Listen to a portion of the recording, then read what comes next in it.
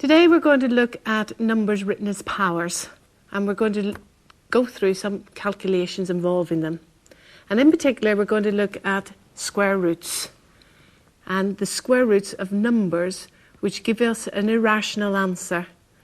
That is, numbers which can't be written as whole numbers or fractions. Now these types of square roots are called surds, but more of that later. What I want to do first is a little bit of revision, and we'll start with something that we know. 2 cubed is written as 2 multiplied by 2 multiplied by 2. It's a neat way of writing this repeated multiplication.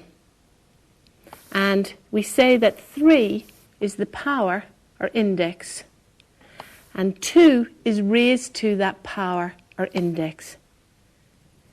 And the value of 2 cubed works out to be 8, because it's 2 times 2 times 2. So if we had 4 cubed, that is 4 times 4 times 4, and we know when that's worked out is 64. But what if we have 4 to the negative 3? What would be its value, and how could we put it down more neatly? Well, we go back to what we know. 4 cubed equals 4 times 4 times 4, which is 64. 4 squared equals 4 times 4, and that equals 16. 4 to the power 1 is 4. Is 4. And 4 to the 0, well, if we look at our pattern in our calculations, we are dividing by 4 each time, and the index, our power, decreases by 1. So 4 to the 0 must be 4 divided by 4, which equals 1. But we're interested in finding out about 4 to the negative 3. So we'll continue our pattern of multiplications. 4 to the negative 1 will be the 1 divided by 4, which is a quarter. And 4 to the negative 2 must be a quarter divided by 4, which is 16. And 4 to the negative 3 must be 1/16 divided by 4, which is 1 over 64. But if we go back to this line, we know that 4 cubed is 64. So we can rewrite 1 over 64 as 1 over 4 cubed. And look at that. 4 to the negative 3 is 1 over 4 cubed. So 4 to the negative 2 is 1 over 16, must be 1 over 4 squared. And 4 to the negative 1 must equal 1 over 4 to the power 1, which is 1 over 4. So negative powers give you the reciprocal of the number. That is 1 over the number. So if I had this example,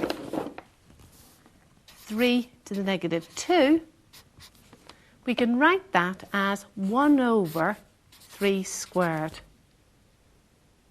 And 1 over 3 squared is the same as 1 over 9. What about this one? 5 to the negative 3. How can we rewrite that, and what's its value? Well, the negative 3 means it's 1 over 5 cubed. And that is 1 over 5 cubed is 125. So 5 to the negative 3 is 1 over 125. Now, the big thing to note is that even though you've got a negative power, the value that you get is a positive answer. That's a big mistake by quite a lot of people. They think when you've got a negative power, you'll get a negative answer. So please don't make that mistake. A negative power means the reciprocal of the number, 1 over the power. Moving on. In the examples that I've just been doing, we've used positive and negative integers for the powers.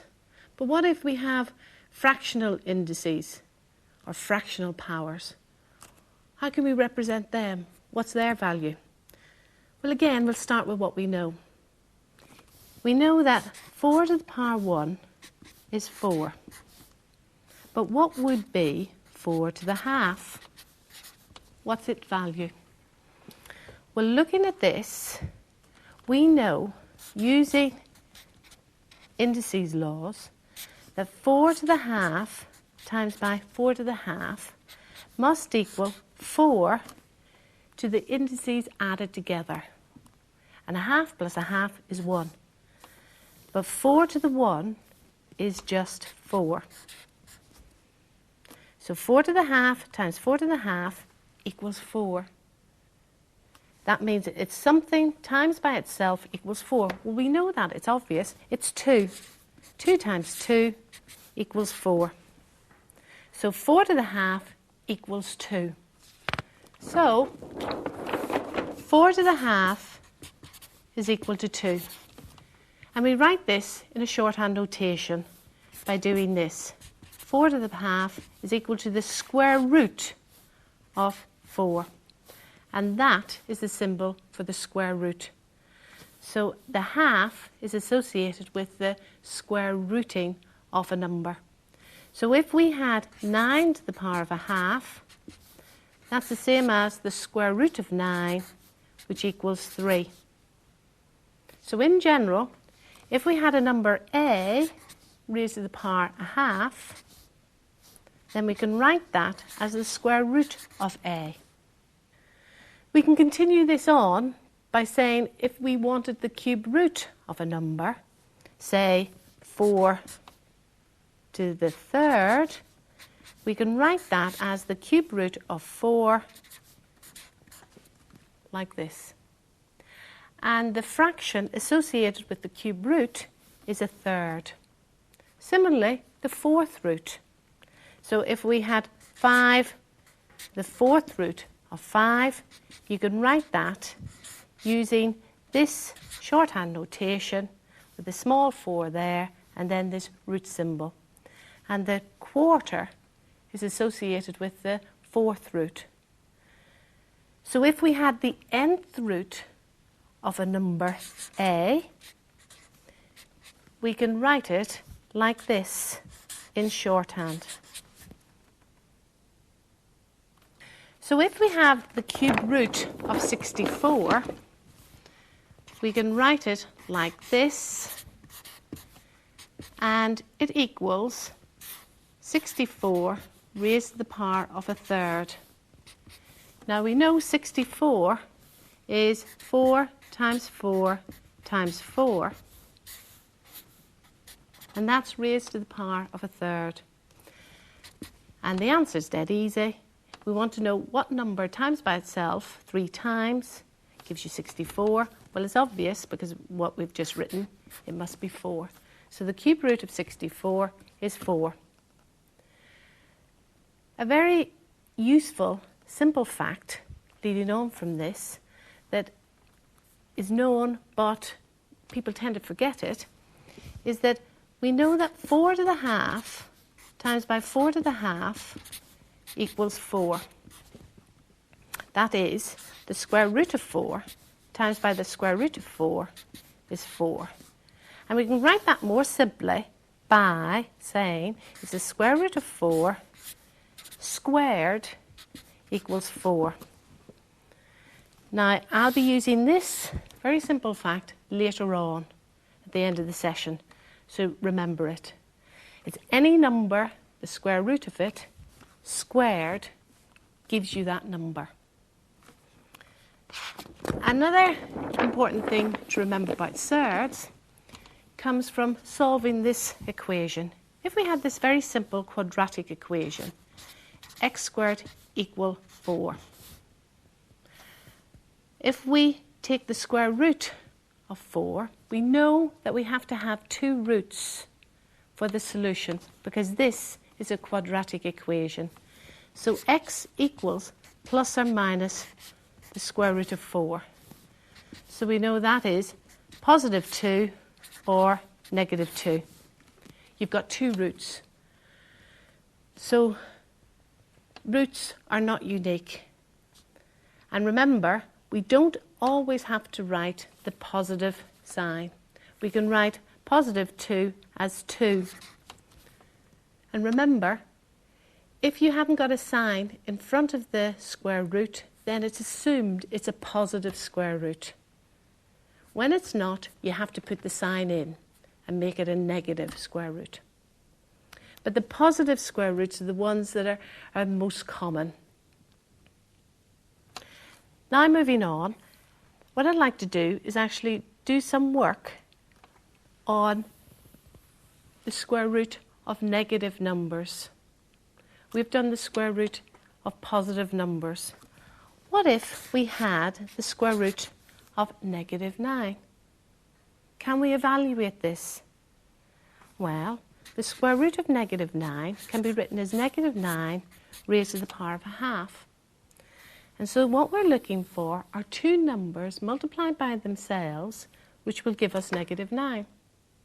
Well, we know 3 times 3 is 9, and negative 3 times negative 3 is 9. But there's not two numbers multiplied by themselves, which will give us negative 9. So you cannot evaluate the square root of a negative number and get a real answer. Now what I'd like to do is continue on using Surds in some calculations and go over some common square roots that you might know. Now we all know that the square root of 25 is 5, because 5 times 5 is 25. And if we were given the square root of 9 over 4, that's dead easy. It must be 3 over 2, because 3 times 3 is 9, 2 times 2 is 4, and we write that as 1.5. But we've now taken square roots of whole numbers and fractions, and we've got answers that are whole numbers and fractions. But there are other square roots in which we don't get whole numbers or fractions. We get them as non-terminating decimals, such as root 2. Root 2 cannot be evaluated as a whole number or a fraction. Neither can root 3. We can only write them as approximations. They are irrational numbers. An approximation for the square root of 2 to 3 decimal places is 1.414. Approximation for root 3 to 3 decimal places, and I'll put 3 decimal places just to remind us, is 1.732. Now, because they cannot be evaluated as whole numbers and fractions, and these are irrational numbers, they're very special, and we call them surds.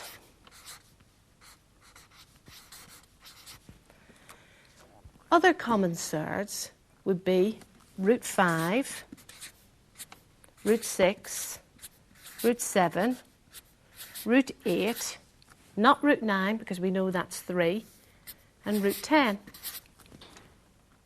Now, why do we need to know about surds? Well, surds crop up a lot when we're using Pythagoras' theorem and in trigonometry. And so we need to know how to manipulate these in various calculations. And we need to know how to simplify them as well. Now, root 2 cannot be simplified any further. Neither can root 3 or root 5, root 6, root 7. But look at root 8. If we take the square root of 8, 8 can be replaced by the product 4 times 2. Now, the square root of a product is the product of the square roots. So it's square root of 4 times by the square root of 2. We know the square root of 4 is 2, and this is root 2. So the square root of 8 can be written more simply as 2 square root of 2, or 2 root 2 in shorthand. What about this one? What about the square root of 5 times by the square root of 15? Now, in the previous example, the product of the square roots is equal to the square root of the products. So we use that fact to rewrite this expression in another way. The square root of 5 times by the square root of 15 is the square root of 5 times by 15. And that is the square root of 75. But 75 can be rewritten as 25 times by 3. Note 25 is a square number. And we can then separate that out to say that is the square root of 25 times by the square root of 3. Square root of 25 is 5 times by root 3. So the square root of 5 times the square root of 15 is 5 root 3. What could be easier? But a common mistake is that people would take an expression like this, a surd in the form of the square root of 4 plus 9, and say it's equal to the square root of 4 plus the square root of 9. Now this can't happen, because if we follow this through, that would be 2 plus 3, which would equal 5. This is not correct, because 5 is the square root of 25. And here we've got 4 plus 9, which is 13. So the square root of an addition is not equal to the square root plus the other square root. So please remember that. Those two rules that we previously did with surds and the expansion of multiplications only applies to multiplication and division, not to addition and subtraction. So if we move on and we take the square root of bigger numbers times by the square root of another big number, the square root of 400 times by the square root of 90, it's useful to remember the square numbers, the typical square numbers, the square numbers of the numbers 1 to 10. That's 1, 4, 9, 16, 25, 49, 64, 81 and 100. You should be able to remember those straight off and recall them. And this helps us to rewrite these square roots. We can write square root of 400 as the square root of 4 times by 100, and the square root of 90 is the square root of 9 times 10. Then we expand out and we say that this product and the square root of that product is the square root of 4 times by the square root of 100 times by the square root of 9 times by the square root of 10. Then we simplify. We know the square root of 4 because it's a square number and it's 2. We know the square root of 100 is 10. Square root of 9 is 3. But the square root of 10 is just the square root of 10. And we neaten it up by multiplying these three numbers together. That's 2 times 10 times 3 is 60. 60 root 10. Delicious. What if we had a quotient involving square roots? What if we had the square root of 2000 divided by the square root of 50? Well, we use a similar rule to the way that we use the rule for multiplication. We can say that that is equal to the square root of 2000 divided by 50. We cancel down and we get that the answer is the square root of 40. But we can simplify the square root of 40, thinking of square numbers. Break down 40 as 4 times 10 And that equals the square root of 4 times the square root of 10, which is 2 times the square root of 10. What could be simpler? It becomes second nature, really. The more practice you do with the rules, the more you understand them and you don't have to think about them. Now, these simplifications of surds are quite easy ones. But what if we had this expression involving surds? It's a little bit different from the expressions that we've already used. 1 plus square root of 3 times by 2 minus the square root of 2. How do we expand out an expression like this? Well, we do it just in the same way as we did normally. We use the first number in these brackets and multiply it by these two numbers, and then we use this number and multiply it by these two numbers and combine them together if possible. So if we do that, we multiply 1 by these two numbers and we get 2 minus the square root of 2. Then we multiply by square root of 3.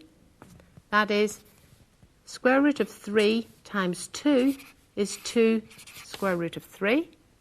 And then the square root of 3 times negative square root of 2, which is your subtract root 3 root 2. Now when we look at that expression and consider it, you can see that we can't really simplify it any further. But what if we had this expression, similar to the one above, using two brackets, but look at the numbers and the surds involved. 1 plus square root of 3 times by 1 minus the square root of 3. The number's the same, but the operation's different. See what happens when we multiply out in the usual way. 1 times 1 minus root 3 is 1 minus root 3. Then root 3 times these two. Root 3 times 1 is plus root 3. Root 3 times by minus root 3 is subtract root 3 root 3. Now remember that little fact that we did previously. This is root 3 squared. And what's root 3 squared? It's just 3. So we can look at our expression and we can see that that is 1. And lo and behold, look what happens here in the middle. Subtract root 3, add root 3, they cancel. And so we're left with 1 minus this, which is 3. 1 minus 3 is negative 2. So we started off with a multiplication of brackets which involve surds, but look what happens with the answer. We've got a whole number with no surds involved. Now this is a significant fact, and in fact this is so well known it's given a name. This type of expansion is given a name. It's called the difference of two squares. And the difference of two squares is written as a squared minus b squared, and it can be expanded by using two brackets into a minus b times by a plus b. Now can you see that this is similar to what we had up here, where a is 1 and b is root 3. So our product here, 1 plus root 3 times by 1 minus root 3, is really the difference of two squares, and the two squares are 1 squared minus root 3 squared. Again, notice we're using that simple fact which makes things really easy. That is 1 minus 3, which is negative 2.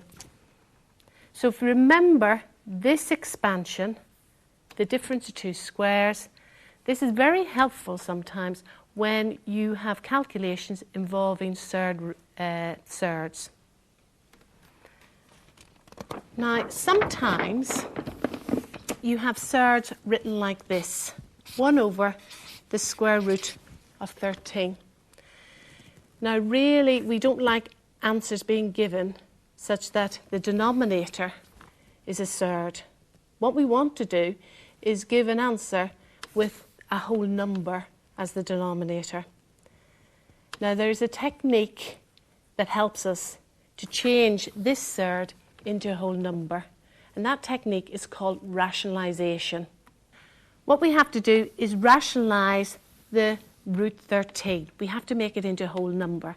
Now, the easy way to do that is to use that simple fact that keeps cropping up time and time again, is that we have to multiply it by itself. But we don't want to change the value of this fraction. So what we have to do is multiply it by the fraction square root of 13 over the square root of 13, because that fraction is equal to 1. Now, when we do that and evaluate it, the square root of 13 times the square root of 13 is 13. And on top, 1 times the square root of 13 is the square root of 13. And this is the more acceptable form of writing 1 over the square root of 13. It's where you have, as I said before, a whole number as the denominator. Now we can get more complicated fractions which involve surds. What if we had this fraction, 1 over 1 plus the square root of 2? How can we rationalise that? How can we make this addition into a whole number? Well, remember what we've just done on the previous examples. We used the difference of two squares. And the difference of two squares had an expansion where you had the two numbers the same, but the operation was different. So what if we multiplied the 1 plus the square root of 2 by 1 minus root 2? Now, what we've got on the bottom is the expansion of the difference of two squares, and we know that will give us a whole number. But we want to leave that this fraction has the same value, so we have to multiply it by the fraction 1 minus root 2 over 1 minus root 2, because that fraction equals 1. So we evaluate what we've got. Now remember, this was the expansion of two squares. And what are the two squares? It's 1 squared and the square root of 2. 1 squared minus the square root of 2. That's what this product is. When we evaluate that, that equals 1 minus 2, which equals negative 1. Now we simplify all of this. 1 times 1 minus square root of 2 is 1 minus the square root of 2, all over negative 1. Now that doesn't look really neat. What we will do now is neaten it up. We divide through by the negative 1. And if we divide through by the negative 1, we get negative 1 into 1, which is negative 1. Then negative 1 into the negative root 2 will give us plus root 2.